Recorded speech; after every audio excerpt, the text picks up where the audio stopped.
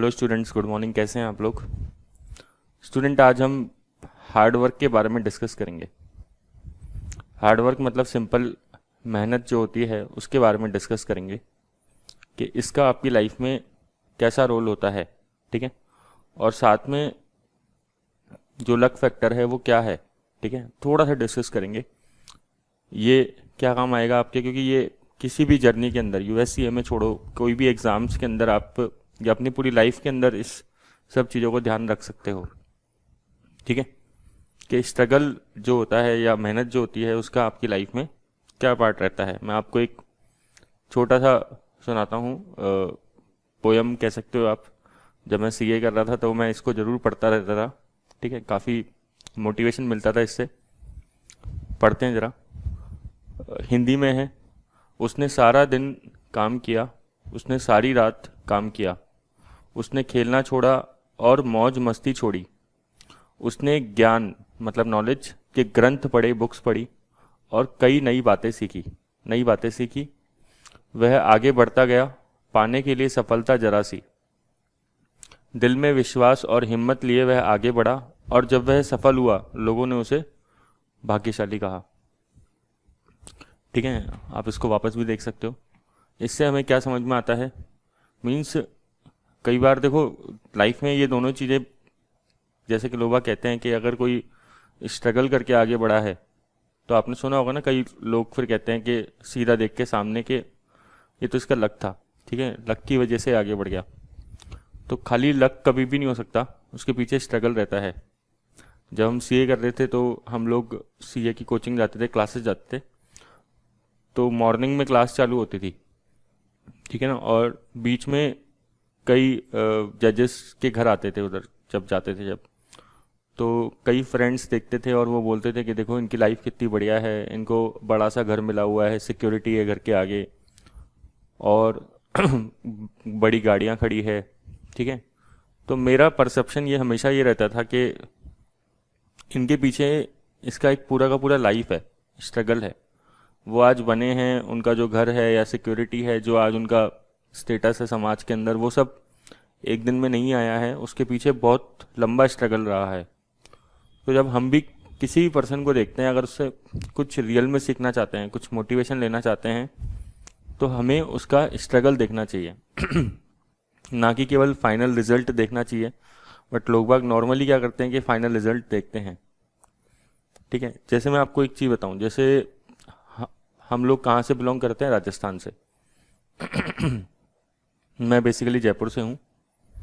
ठीक है, तो आपने सुना होगा कि राजस्थान के अंदर बहुत बड़े बड़े बिजनेसमैन हुए हैं।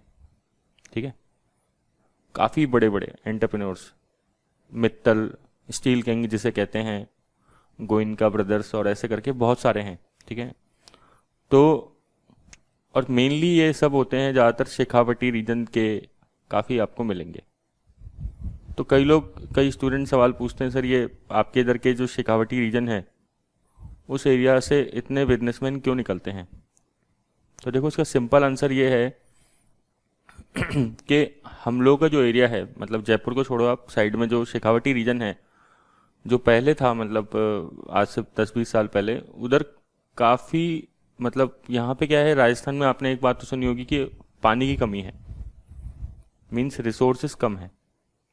ठीक है, ऐसा नहीं है कि जैसे कई स्टेट्स में होता है कि आपने पास में से नदी बह रही है और आपने फटाफट से बीज डाले और फसल उग के तैयार हो गई। ठीक है, ऐसा नहीं है। यहाँ पे रिसोर्सेज की हमेशा से कमी है, स्टार्टिंग से ही।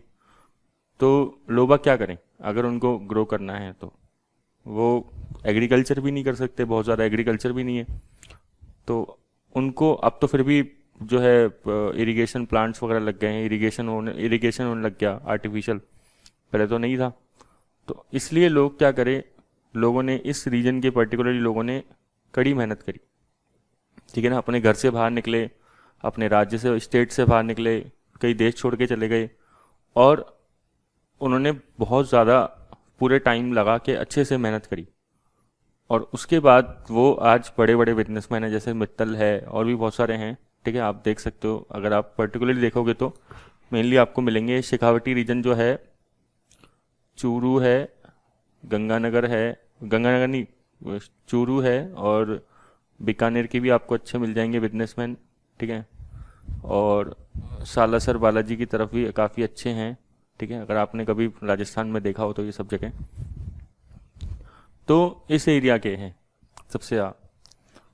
देखो नेचर जहाँ पे हार्श होती है ना, जहाँ पे नेचर हार्श होती है वहाँ पे ऑटोमेटिकली लोग बाग क्या है कि मेहनत करना सीख जाते हैं, ठीक है, और कॉपरेशन भी डेवलप हो जाता है साथ में। जैसे आप बाड़मेर चले जाओ, राजस्थान के अंदर है, जैसलमेर चले जाओ। अब आप कभी घर जाओगे बाड़मेर या जैसलमेर के किसी के अंदर, तो वो आपसे पूछेंगे नहीं कि खाना खाना है क्या आपको, कभी भी नहीं पूछेंगे। वो आपको खाना खाने के लिए डायरेक्ट बिठा लेंगे। क्यों? क्योंकि उन्होंने देखा है, क्योंकि ये पर्टिकुलरली एरिया क्या है, रेगिस्तान है पूरा का पूरा, ठीक है, बैरन लैंड है, पूरा डेजर्ट है, थार डेजर्ट आपने सुना होगा। तो थार डेजर्ट वाला एरिया है, तो यहाँ पे नेचर बहुत हार्श है गर्मी भी बहुत रहती है, और एग्रीकल्चर का तो सवाल ही पैदा नहीं होता, पानी भी बहुत कम है। तो यहाँ पे क्या है, लोग बहुत बहुत ज़्यादा कॉपरेशन से रहते हैं। तो अगर आप कभी भी जाओगे तो आपसे कभी भी नहीं पूछा जाएगा कि खाना खाओगे क्या, आपको बिठा ही देंगे ज़बरदस्ती, ठीक है, क्या हो बैठो। ऐसे ही आप देखो ह्यूमन डेवलपमेंट इंडेक्स जो होता है HDI, वो सबसे ज़्यादा किधर होता है? आपने अगर इसके बारे में सुनते हो, न्यूज़पेपर वगैरह पढ़ते हो, तो डेनमार्क, स्वीडन, फिनलैंड और नॉर्वे। अब कभी सोचा है अपन ने कि इन कंट्रीज़ में HDI सबसे ज़्यादा क्यों होता है? इनमें आप देखो, ये अगर आप यूरोप देखोगे तो यूरोप के भी ये ऊपर वाला पार्ट है, ये सारे कंट्री सबसे ऊपर, ठीक है, और ये बिल्कुल जो पोल्स होते हैं, नॉर्थ पोल उसके नज़दीक है, ठीक है, मतलब नॉर्थ पोल के नज़दीक है, मतलब यहाँ पे विंटर्स बहुत हार्श रहती है, एक्सट्रीम वेदर है,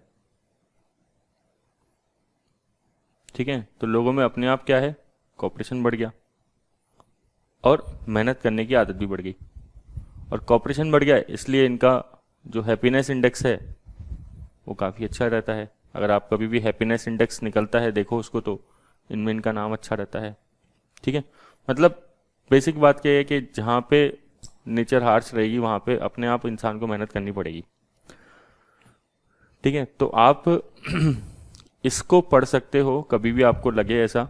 तो ये मैं CA फाइनल में बहुत ज़्यादा पढ़ता था इसको, जब भी मोटिवेशन ठीक होता था, तो इसको पढ़ के आपको काफ़ी बेनिफिट मिल जाएगा। और देखो हमेशा लक क्या है, आप पहले तो ये समझ लो, हमेशा इम्पोर्टेंट चीज़ कई लोग नहीं मानते हैं, बट एक एनर्जी है, एक एनर्जी है हमारे आसपास, ठीक है, चाहे उसको आप गॉड का नाम ले लो या किसी भी नाम से आप सोच लो, बट ये चीज़ एकदम कंफर्म है 100, 200, 500% की एक एनर्जी है, ठीक है। ये हमने एक्सपीरियंस कर रखी है, मैंने भी एक्सपीरियंस कर रखी है, ठीक है, कि एक एनर्जी है। अगर आपको उसके साथ जुड़ना है तो आप सिंपल प्रे करो। अब वो आप कोई भी आप मानते हो, किसी को भी मानते हो, ऊपर वाले को, चाहे भगवान को मानते हो, हिंदू हो तो, या फिर मुस्लिम हो तो आप अल्लाह को मानते हो, जिसको भी मानना है आपको मानो, बट आप एक विश्वास रखो एक ऊपर वाले पे, है ना, ठीक है, वो बहुत इंपॉर्टेंट चीज़ है। और उससे बोलो कि आपने जो हमें काम दिया है वो हम पक्का ज़रूर करेंगे। तो चाहे आप स्टडीज़ कर रहे हो, तो आप मानो कि आपका काम है, ये एक मिला है आपको ऊपर से, ठीक है, और आप इसको करो, तो ऊपर वाला आपका बिल्कुल साथ देगा, नो डाउट। ऐसा नहीं है कि वो बिल्कुल भी, और एनर्जी है, ठीक है। कई लोगों को क्या होता है कि भगवान से एकदम पंगा होता है, बोले कि हम नहीं जाएंगे, हम नहीं पूजेंगे, या हम नहीं मानते उसको। तो ऐसा मत करो, कोई फ़ायदा नहीं है, ठीक है। अपने मानने नहीं मानने से वो चीज़ ख़त्म नहीं हो जाती, ठीक है। ऐसा नहीं है कि मैं सुपरस्टिशियस फैला रहा हूँ यहाँ पे, बट ये एकदम बिल्कुल फैक्ट है। तो अगर आप मानोगे तो आपके अंदर पॉजिटिव एनर्जी भी आएगी, और ये जो एनर्जी है जो यूनिवर्स के अंदर है वो भी आपके अंदर आ जाएगी, एक तरीके से आप उससे कनेक्ट हो जाओगे बेसिकली। तो आप उसको मानो, तो यही लक है आपका, सिंपल बात ये है, ठीक है, कि आप उस पर विश्वास कर रहे हो। तो क्लियर? चलिए।